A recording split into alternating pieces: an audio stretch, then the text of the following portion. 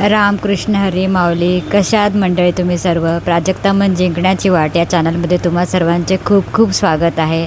आज आपण अशा एका परंपरेबद्दल बोलणार आहोत म्हणजे की ज्या परंपरेने सगळ्या जगाला मानवतेचा समानतेचा संदेश दिला आहे, ती म्हणजे आपली आषाढी वारी, जी छान आता आपली सुरू आहे माऊलींची वारी.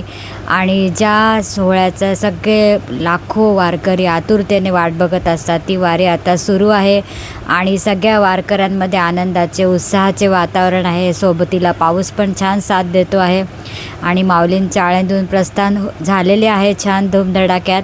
आणि ठिकठिकाणी विसावा घेत थांबत लाखो वारकऱ्यांच्या सोबतीने माऊली पंढरपुराच्या दिशेने निघाले आहेत. आणि ही आनंदवारी सोहळा काय वर्णावा.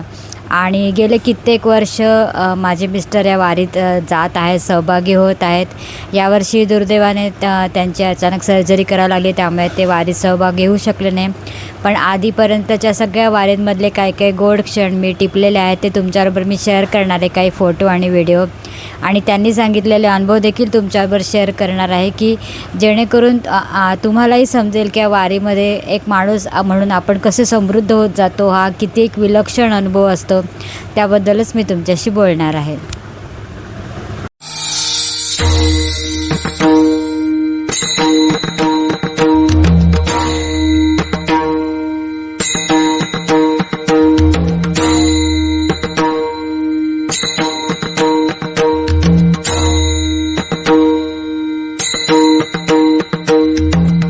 वारी म्हणजे नुसते पंढरपुरापर्यंत चालत जाणे नाही. वारी म्हणजे स्वतःला ओळखण्याचा प्रवास, समानतेचा प्रवास. इथे लहान मोठे, श्रीमंत गरीब असा कुठलाही भेदभाव नसतो, स्त्री पुरुष असा कुठलाही भेदभाव नसतो.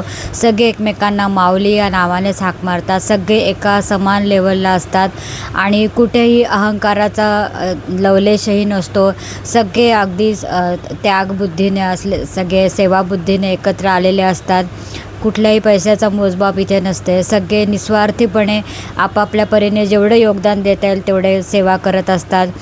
मागच्या वर्षी 8 लाखाहून अधिक वारकरी लोक आणि आपले सर्वसामान्य लोक देखील वारकरी म्हणून सगळे या वारीमध्ये सहभागी झाले होते. यावर्षी तो आकडा आणखी पुढे जाईल असं वाटतंय, कारण यावर्षी बघा दिवेघाट पार करायला रात्रीचे 12 वाजले होते विसाव्याला जायला सासवडला. त्याहूनच तुम्हाला अंदाज येईल की किती मोठ्या प्रमाणावर यावेळेला वारीचे आहे, किती लोक यावेळेला सहभागी झाले आणि खूप आनंदाची गोष्ट आहे ही.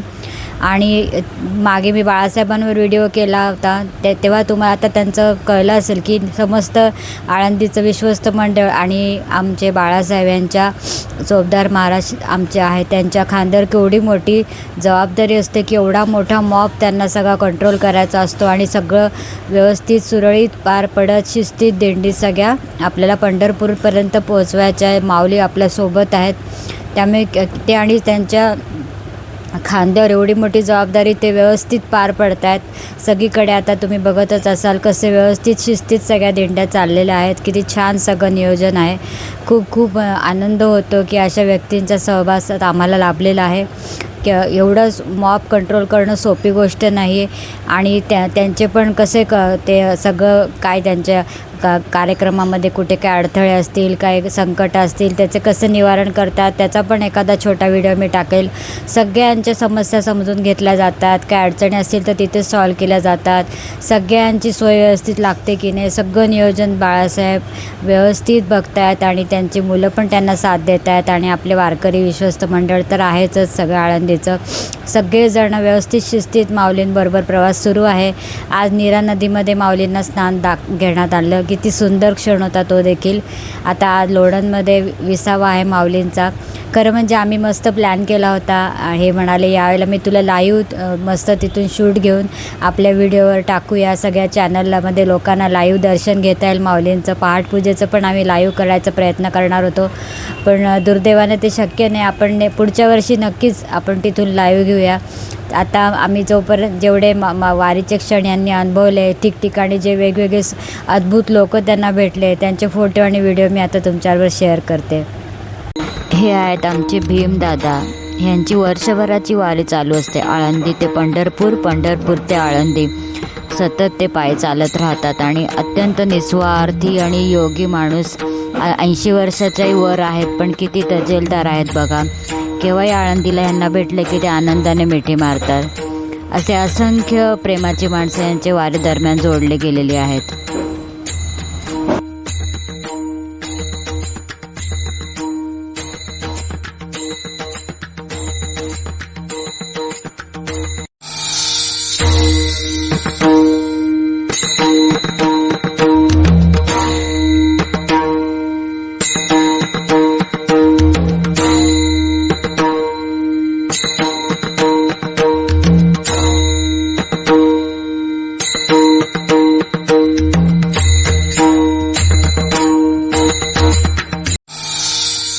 पावसाच्या सरी कोसळत असतात.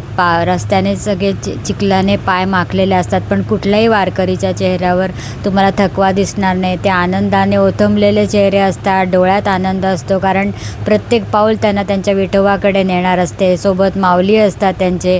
त्यामुळे मस्त भजनांच्या लईमध्ये गजर करत, टाळ मृदुंगाचे ठेके धरत, नाचत गात सगळे छान पंढरपुराकडे वाटचाल सुरू असते. जागोजागी विसावा घेत घेत. पण कुठलाच वारकरी कधीच कुठल्याही प्रकारची तक्रार तुम्हाला करताना दिसणार नाही. आणि याच्यातूनच तुम्हाला संदेश घ्यायचा आहे. यातून समानतेचा संदेश जातो, मानवतेचा संदेश जातो आणि आपल्या स्वतःमधला विठ्ठल आपण यामध्ये ओळखून घ्यायचा असतो. आपला सगळा अहंकार गळून जातो. एकदा तरी आपण वारी केली ना की आपल्याला माणुसकी धर्म काय असतो तो समजतो आणि सगळा मीपणा आपला निघून जातो, अहंकार गळून जातो. तुम्ही जर कधी वारी अनुभवली नसली ना तर नक्की अनुभवा. म्हणजे तुम्हाला ही जाणीव होईल माणूसपणाची, माणुसकीची, की आपला मीपणा जो असतो तो त्यागून एक माणुसकी जगणं किती सुंदर असतं, किती सुंदर जीवन आहे याचा एक आपल्याला अनुभव येतो. आणि माणुसकी खरी काय ते आपल्याला वारी शिकवते. म्हणून वारीचा अनुभव तुम्ही नक्की एकदा घ्या. हे जेजुरीच्या पालखी तळावर बाळासाहेबांबरोबर यांचा फोटो काढला होता. पहाटपूजा झाल्यानंतरचा हा फोटो आहे.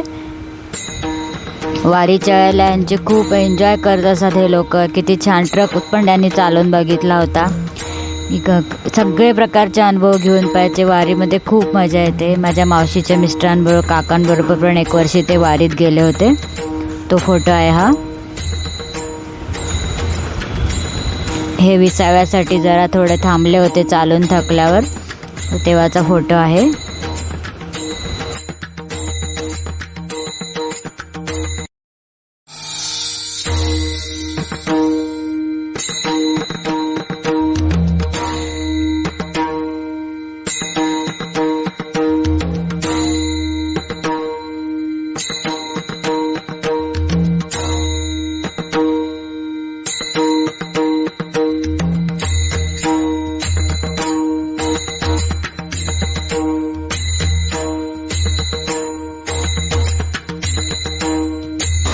हे माझे मोठे दीर एका वर्षी पालखीत सहभागी झाले होते वारीमध्ये.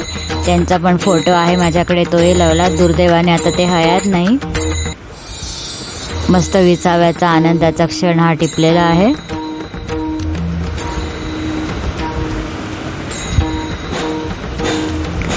जेजुरीच्या पालखी तळावरचा हा फोटो आहे. पादुकांचे पूजन चालू होते तेव्हाचा.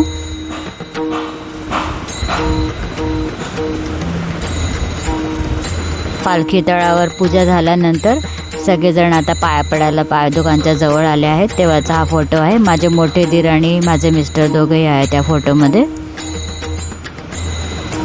दादांचा आनंद चेहरा किती छान वाटतंय. दादा प्रसन्न चेहऱ्याने पूजा करत होते. हे वारीचा आनंद लुटताना आहे. छान भजन कीर्तन म्हणत मस्त चालत निघाले होते सगळे.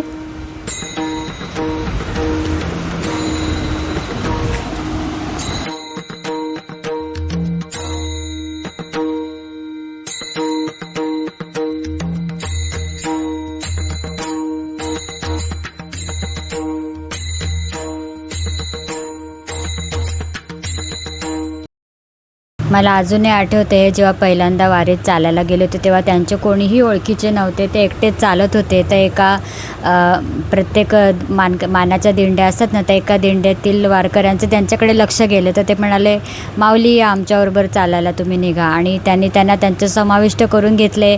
मग त्यांना घालायला टोपी दिली, टाळ पण दिला वाजवायला. आणि पूर्ण सासवड पासून ते जेजुरीपर्यंत त्यांच्यासोबत ते चालत राहिले. आणि त्यांच्यानंतर खाण्यापिण्याची पण त्यांनी व्यवस्था केली. त्यांची खूप काळजी घेतली. प्यायला पाणी देऊ का, खायला देऊ का.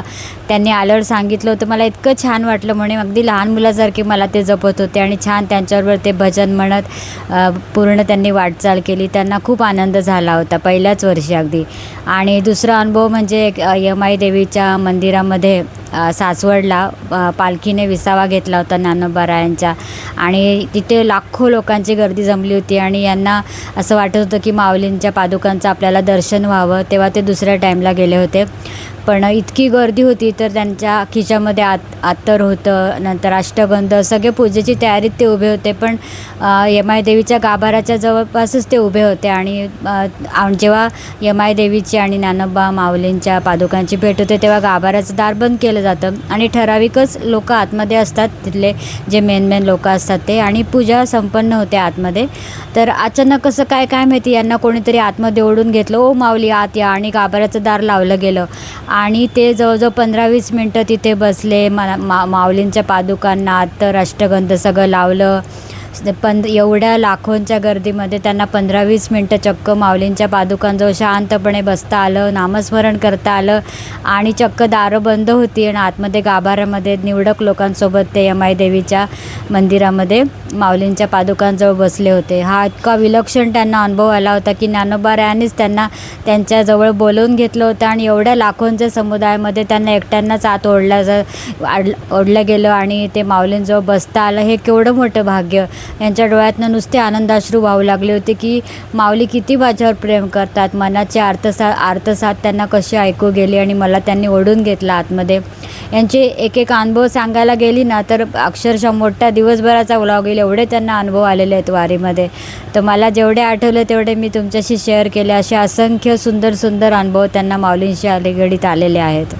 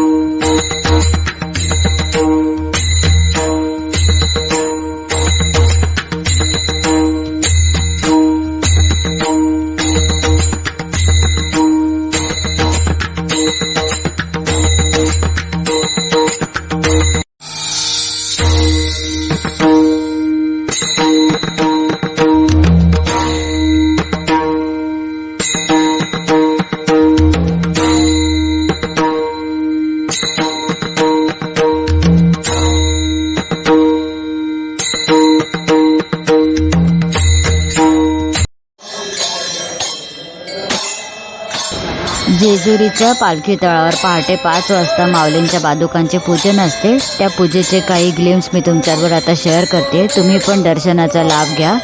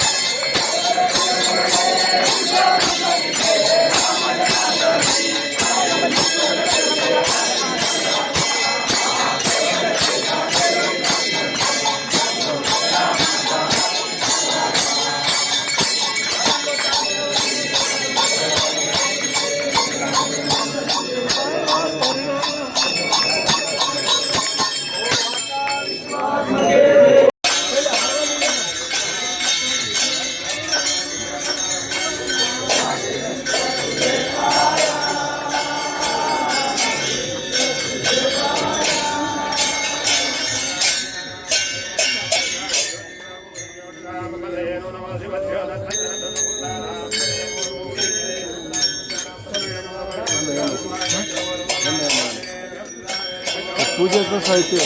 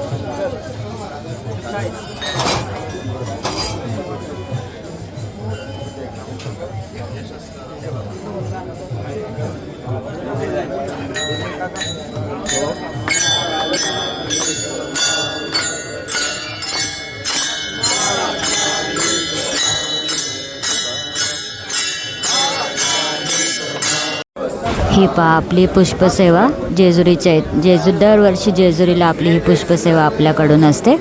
किती सुंदर पालखी सजवली आहे ना. चाफा, मोगरा, गुलाब छान मस्त अंथरले. त्याच्यावर माऊलींच्या पादका आता विजारात मानवणार अभिषेकानंतर. हे पहा किती सुंदर गुलछडी पण टाकली जात आहे.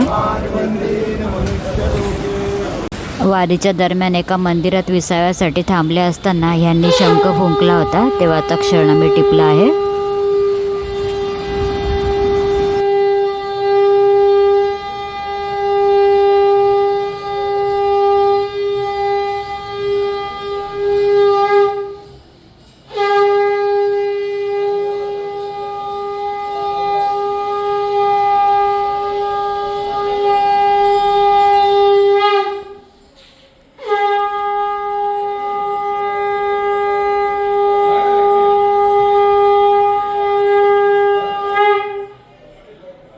वारीमध्ये ठिकठिकाणी अनेक संस्था आणि स्वयंसेवक हे अन्नदानाचे सेवा करायची प्राधान्य देतात. नंतर ठिकठिकाणी मेडिकल कॅम्प्स असतात, ते वैद्यकीय सेवा तिथे फ्री असते. नंतर कित्येक डॉक्टर स्वतःहून तिथे वारीमध्ये सहभागी होतात की कुठल्या वारकऱ्याला कधी काही मेडिकल इमर्जन्सी आली तर लगेच त्यांच्यावर इलाज केला जातो. नंतर अनेक ठिकाणी धनधान्य यांचं वाटप केलं जातं. नंतर ज्या ज्या गावात पालख्या थांबतात विसाव्यासाठी त्या प्रत्येक घरामध्ये त्या दिवशी वारकऱ्यांसाठी जेवण बनवलं जातं. मग पिठलं भाकरी असं ना, मसाले भात, शिरा, नंतर डाळ भात, काय ज्याला जसं जमेल तसे ते करून वारकऱ्यांसाठी अन्न पोचवलं जातं. जिथे आपल्या पालखीचा विसावा असतो आणि हजारो वारकऱ्यांचं जेवण होतं. एकही वारकरी उपाशी राहत नाही. काही ठिकाणी साबुदाण्याच्या खिचडीचं वाटप होतं, केळी वाटली जातात, वेफर्स वाटले जातात. ज्याला जसं जमेल तसे ते अन्नदान करत असतात. आता माझे दीर पण असतात जेजुरीला, त्यांनी पण एक वर्षी मसाले भात आणि शिरा, साबुदाणा खिचडी असं वाटप केलं होतं. ज्याला जसं जमेल तसंच काही काही ठिकाणी पुरणपोळी, आमरसाचं पण जेवण असतं. इतकं सुंदर म्हणजे सगळं गाव त्यांच्या स्वागताला सज्ज असतं. प्रत्येक घरामध्ये एक्स्ट्रा स्वयंपाक केला जातो आणि तो आपल्या तळावर आणून दिला जातो आणि वारकरी लोकांमध्ये अन्नाचं वाटप होतं. शिवाय दिंडीमध्ये प्रत्येक दिंडीबरोबर त्यांचा शिधा पण असतो. ते त्यांचं त्यातल्या बायका सगळा स्वयंपाक करतात. प्रत्येक दिंडीचं जेवण त्या बनवतात. प्लस गावकरी देखील सुंदर जेवणाचं आयोजन करतात. प्रत्येक ठिकाणी जल्लोषात माऊलींचं स्वागत होतं. जेजुरीमध्ये पण माऊलींचं किती सुंदर स्वागत झालं त्याचे पण काही क्षण मी टिपले आहे, ते पण आता मी तुमच्याबरोबर शेअर करते.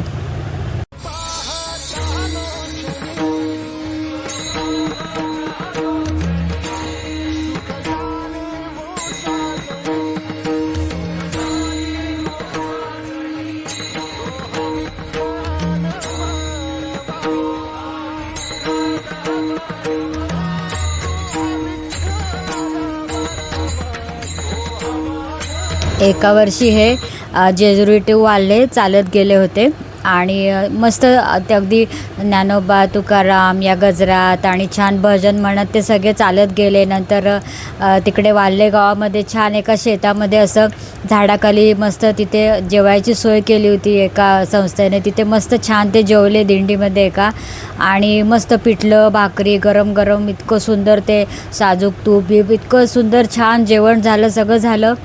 आणि मग नंतर ते जेव्हा रात्री मुंबईला परत आले तेव्हा घरी आल्यावर पाहिलं तर त्यांच्या कोल्हापुरी चपला घातल्या होत्या. त्या सगळ्या पायांना त्यांच्या जखमा झाल्या होत्या आणि त्यांना कळून पण आलं नाही त्या चालण्याच्या नादात आणि माऊलींच्या भक्तिरसात ते एवढे रंगून गेले होते की आपल्या पायाला जखमा झाल्या. नवीन चप्पल घालून गेले होते, त्यांच्या लक्षातच आलं नाही सगळ्या पायाला जखमा झाल्या होत्या. नंतर 2-3 दिवस त्या जखमा त्यांना ठसठसत होत्या, त्रास देत होत्या, पायाला रक्त आलं होतं, पण त्यांना ते कळलंसुद्धा नाही. एवढे ते दंग होऊन गेले होते. म्हणजे म्हणे आपलं स्वतःचं राहतच नाही, पूर्ण आपण स्वतःचं देहभान विसरून जातो आणि त्या गर्दीमध्ये एकरूप होऊन जातो आणि माऊलीमय होऊन जातो आपण सगळे. तर ही साधीसुधी वारी नसून आनंदवारी याला म्हणतात. ते हेच कारण असावं की माणूस पूर्ण स्वतःला विसरून, देहभान विसरून तिथे सहभागी होतो आणि फक्त माऊली आणि माऊली हाच एक जयघोष तिथे उरतो.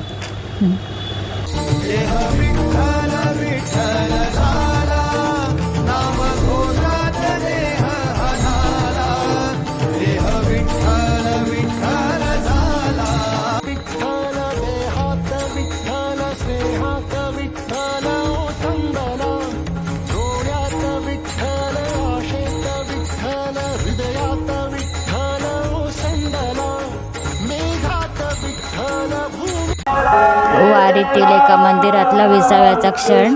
छान भजनात दंग झाले होते सगळे. जय जय राम कृष्ण जय जय राम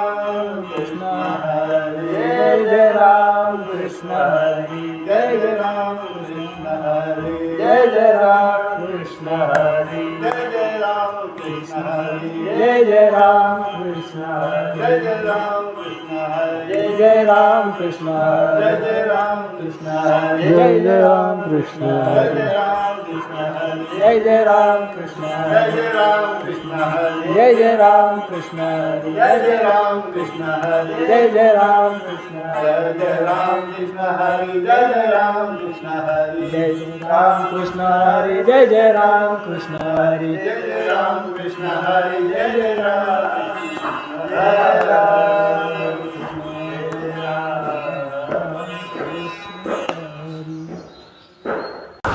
आपलेच एक वारकरी बंधू आहे ज्यांच्या घरी ते गेले होते तेव्हा देवारात त्यांनी शंख फुंकून देवाचा आशीर्वाद घेतला होता.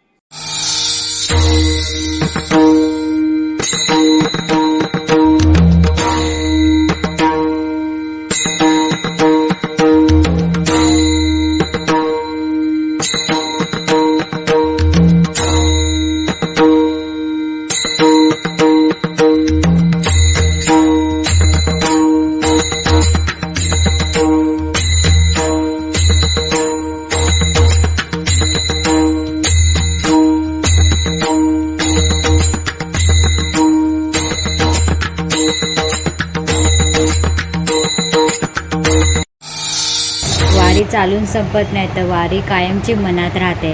त्यात आपण सगळे मिळून हीच प्रार्थना करूया की सर्व वारकऱ्यांची वारी ही सुखरूप आणि मंगलमय हो, त्यांचा प्रवास छान पार पडो, सगळ्यांना छान विठ्ठल बा माऊलींचे दर्शन घडो आणि हीच विठ्ठल चरणी प्रार्थना. चला मग आजचा व्लॉग मी इथेच संपवते. कसा वाटला व्लॉग तुम्ही नक्की सांगा.